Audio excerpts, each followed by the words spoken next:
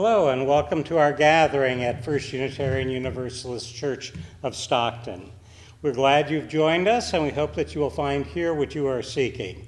We are continuing to offer our services virtually, and we know that people can look at them from all over, and we hope that you will find here an opportunity to find community with us. We are a community of individuals holding many different beliefs, coming from many different places, and each progressing on our own journeys of life and faith. We join together in our commitment to care for humanity and in our effort to shape a better, healthier, more accepting, more inclusive, and more hopeful world. We promise to accept and encourage all those persons of goodwill who gather here, recognizing that we all continue to grow and learn throughout our lifetimes. We especially welcome and stand with LGBTQ persons, even as we seek to welcome all persons of every age, ability, status, color, and ethnicity. We strive to make our community a place of peace and acceptance, love and nurture, even as we challenge ourselves and others to live more faithfully according to the values of Unitarian Universalism.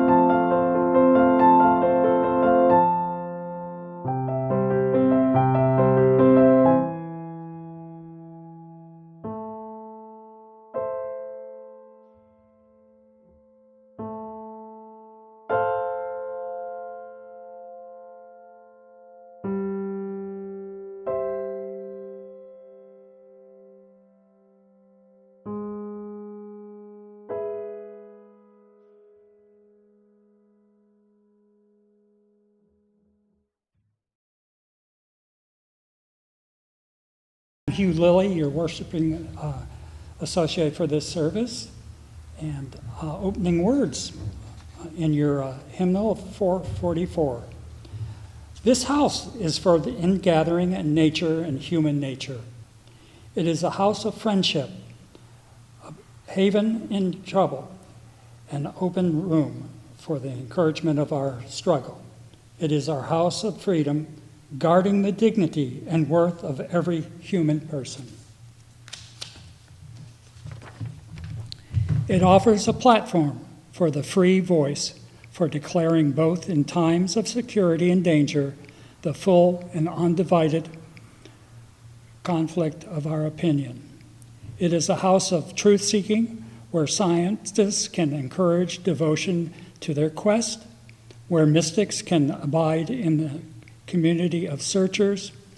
It is a house of art, adorning its celebrations with melodies and handiworks. It is a house of prophecy, outnumbering times past and times present, in visions of growth and progress.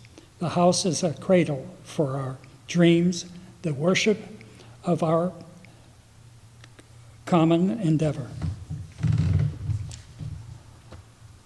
Okay, We're going to be having the chalice lighting, and would Bob step forward and do that for us, please?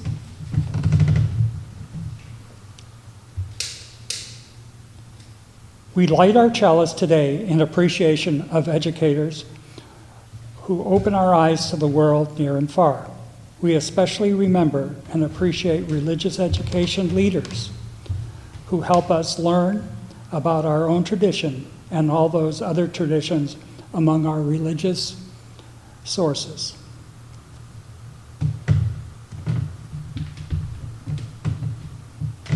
Okay. The next order of business will be hymn 124. Okay. Would you take a little time right now to greet each other virtually? I know we can't do it in person right now, but just think about those people that you've been to worship services with.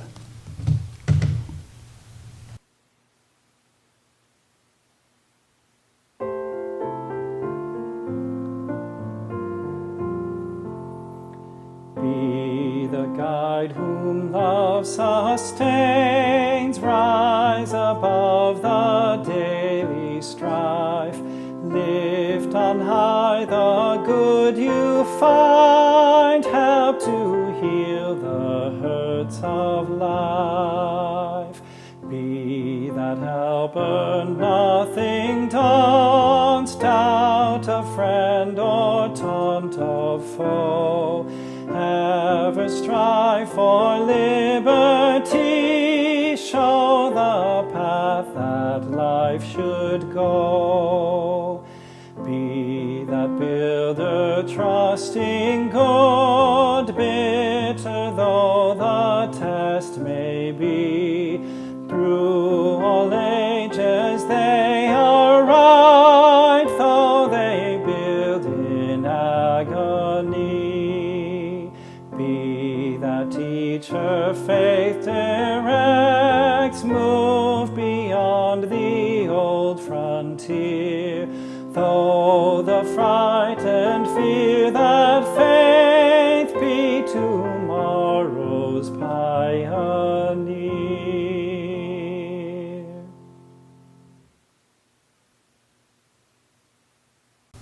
Words of affirmation. We believe in love. Love is the only doctrine of this church. We believe in truth. The quest for truth is our sacrament. We believe in helping others, and service is our prayer. We believe in the sacredness of life, to dwell together in peace, knowledge and freedom, serve humanity in fellowship, and cherish the earth and its creatures, and do we covenant each with one another.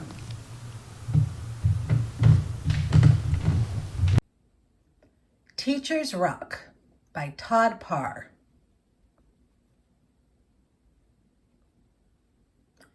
I love my teachers because they love coming to school and they make you love it too. Teachers help you learn new things. Teachers encourage you to be creative. They help you find new talents. Teachers read to you. They play games with you too. Teachers are always willing to help students in need. Sometimes teachers make you laugh. Sometimes they make you feel better. Teachers let you share all your favorite things.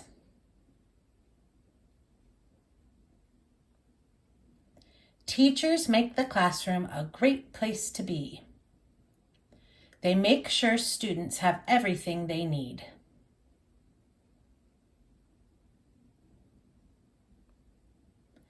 Teachers help you make new friends.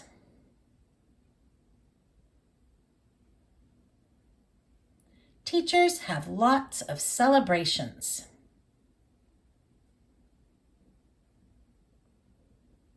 Teachers make you yummy snacks. They take you on field trips. Teachers love when your families come to visit. Teachers can be just like you and me.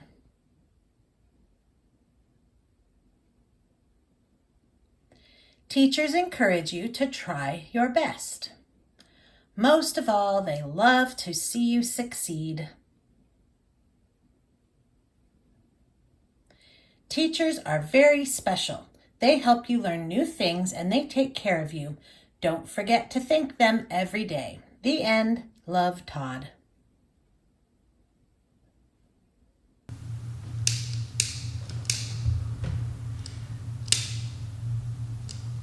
At this time in our service, we share milestones in our lives by lighting candles of joy and concern. And I didn't receive any specific requests this week, but I will light a few here. One for all those suffering from COVID-19 and whose lives have been affected in any negative way. Another for those who have been involved in the struggle for justice after George Floyd's death and Breonna Taylor's death.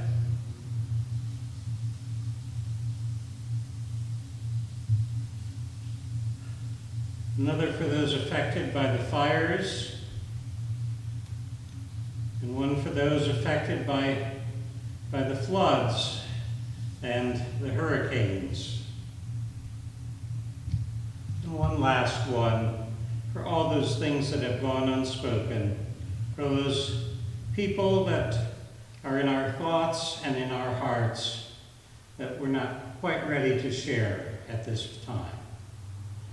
I invite us then to take a few moments in silent thought, prayer, and meditation.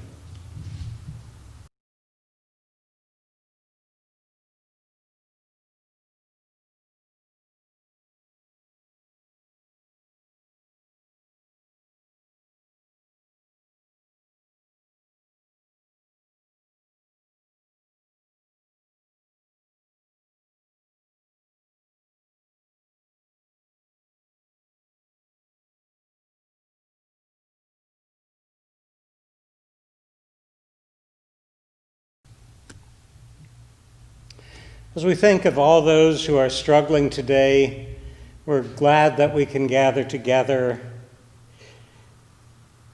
As a community, we are very good at listening to each other's stories, giving others the opportunity to share their story, whatever may be going on in their lives. As we are distant now from each other, we try to stay in touch, phone calling and through a lot of Zoom meetings. That's not quite the same, and we hope that it won't be too long till we're able to come back together. We then send our energy out to all those in need, and we hope that things will be calmer in our nation and around the world soon, very soon. For this community, we give thanks. Amen.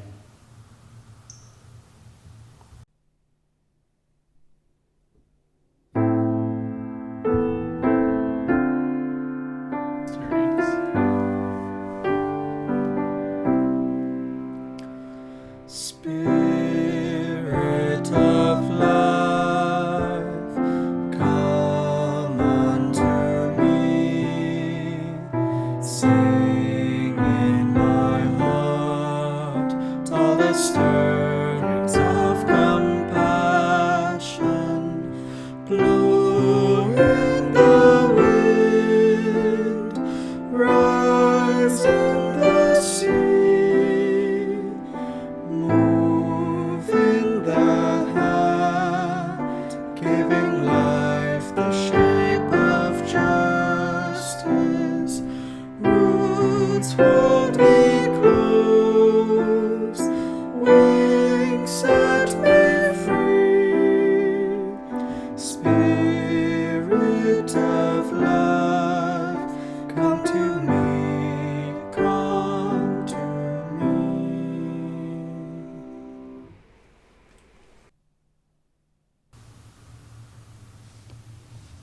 The great end in religious instruction. The great end in religious instruction is not to stamp our minds upon the young, but to stir up their own. Not to make them see with our eyes, but to look inquiringly and steadily with their own. Not to give them a different amount of knowledge, but to inspire a fervent love of truth. Not to form an outward regularity, but to touch toward springs. Not to bind them by irreparable prejudice to our particular sect or particular notions, but to prepare them for impartial, conscientious judging of whatever subjects may be offered to their decision.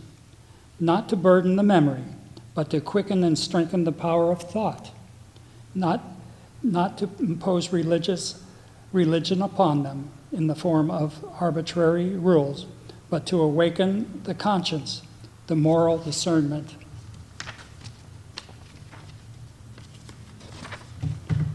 In a word, the great end is to awaken the soul, to excite and cherish spiritual life.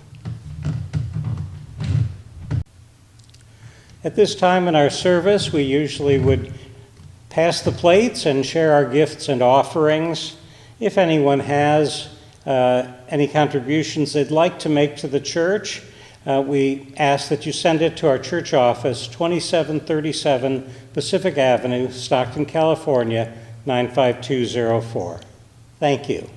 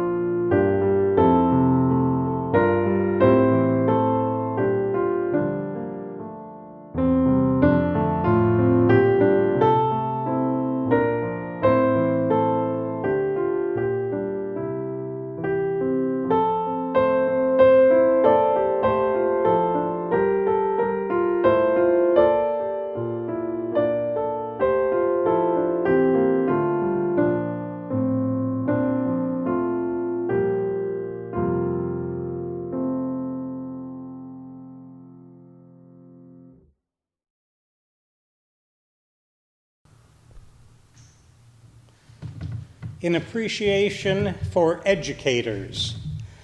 In a normal year, this would be the Sunday when the religious education program starts, with this service being a dedication of religious educators. This is not, of course, a normal year by any stretch of the imagination.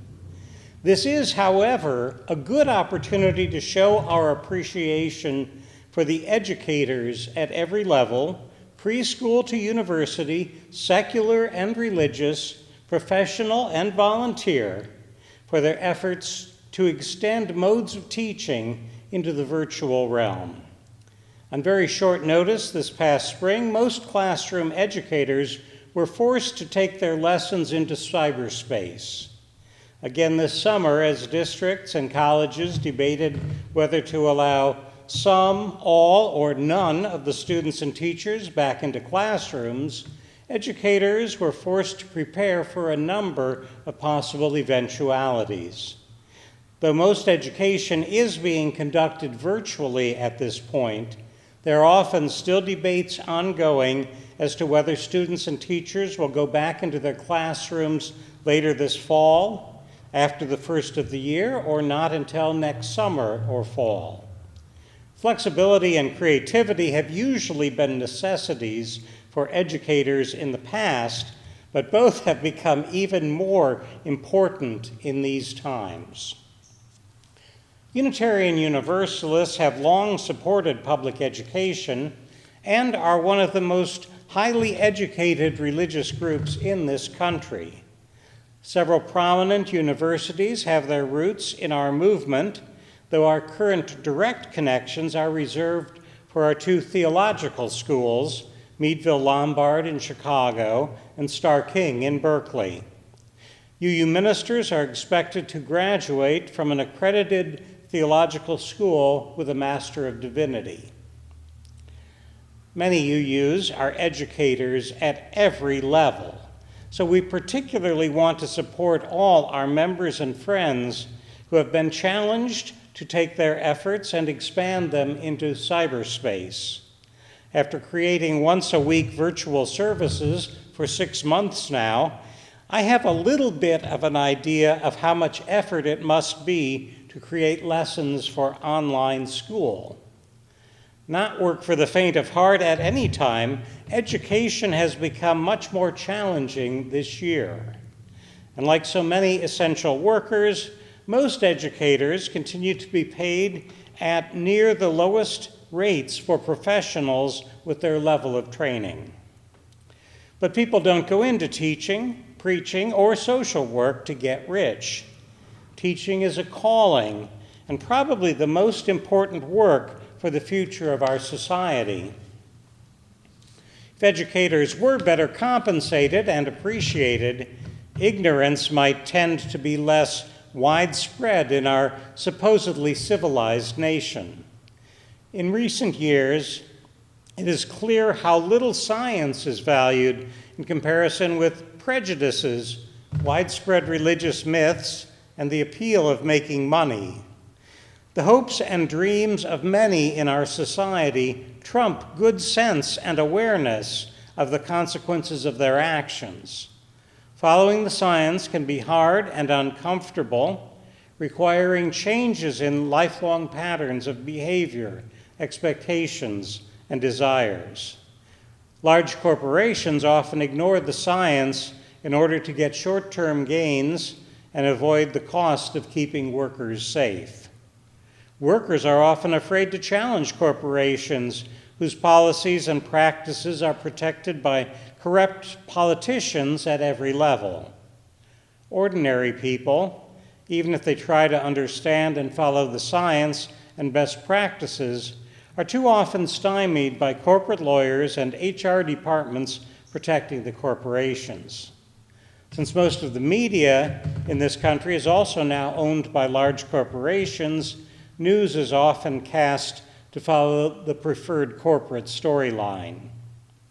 We live in a time when educators are badly needed, but too often unappreciated and often targets of blame by those supporting a return to a mythical world that never really existed, in which white men ruled the world and earth and heaven were theirs to command and abuse.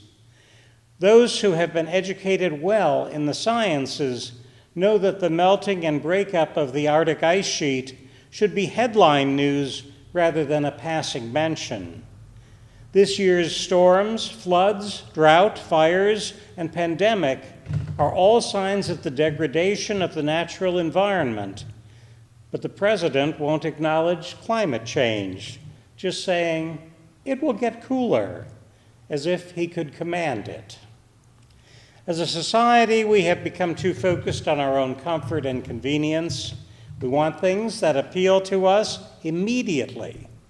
We do not count the costs and dangers of plastics now used to make almost everything. We do not look at the long-term costs to the environment. We trust those who tell us all will be well, as if they knew. We don't pay enough attention to science and political science teachers who challenged corporate views of the world, who warned us that the abuse and exploitation of resources was a bad thing. We also ignored the warnings of civics and history teachers about the dangers of dictatorships and oligarchies, who explained how democracy worked and what could block it. We are paying the cost of ignoring history and philosophy, as well as science as we struggle with these times. By not supporting science and the media, we have allowed both to fall under corporate control.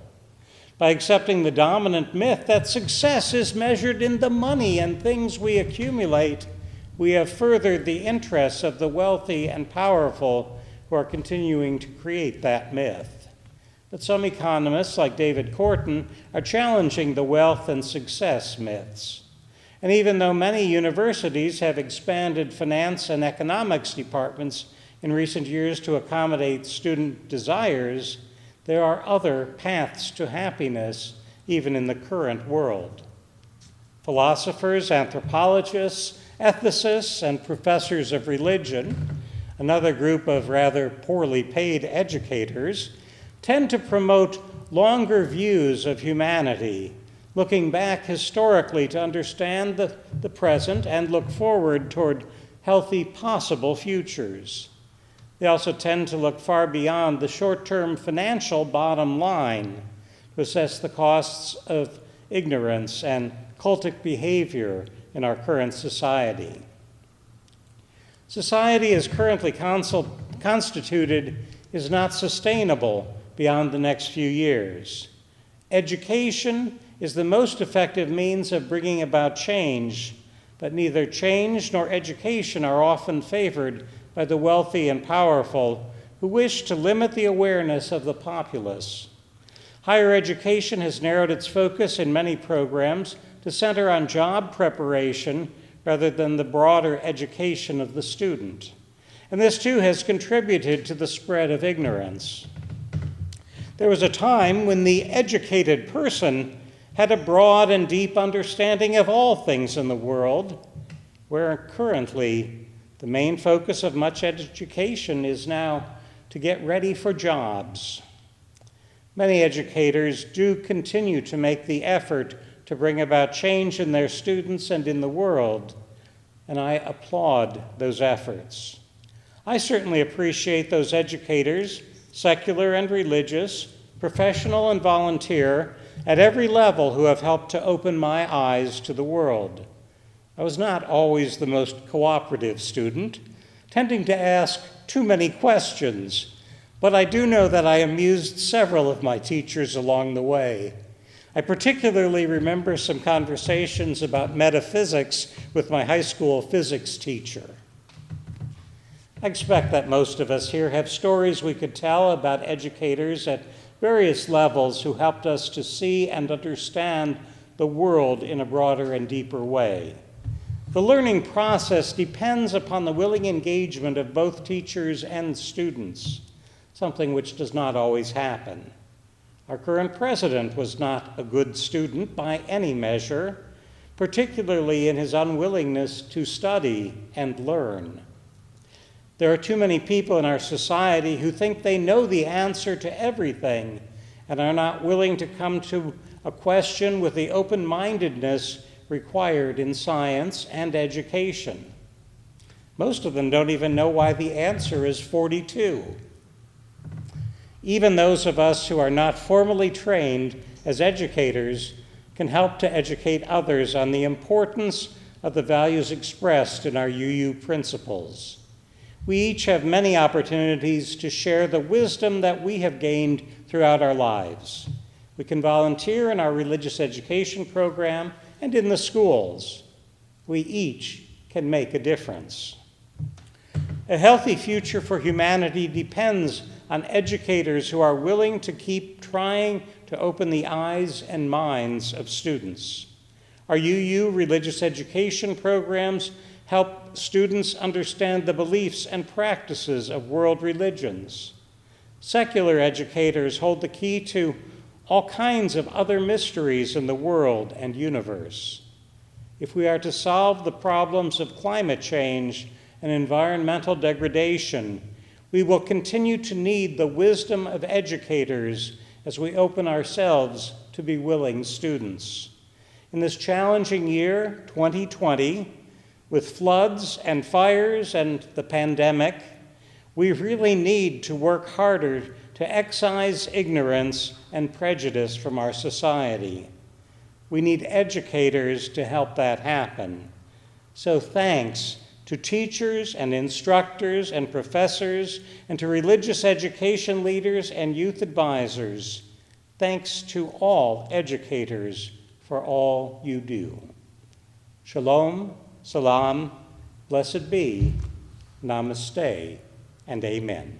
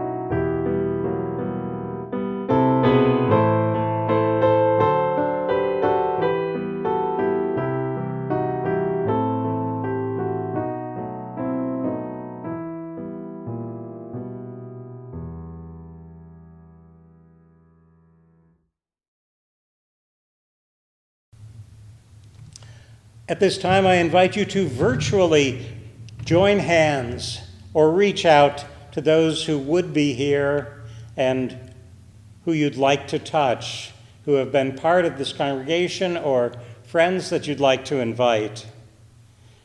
This congregation is dedicated to the proposition that behind all our differences, beneath all our diversity, there's a unity that makes us one and binds us forever together, in spite of time and death and the space between the stars. We pause in silent witness to that unity. May the stars carry your sadness away. May the flowers fill your heart with beauty. May hope forever wipe away your tears. And above all, may love make you strong. Amen.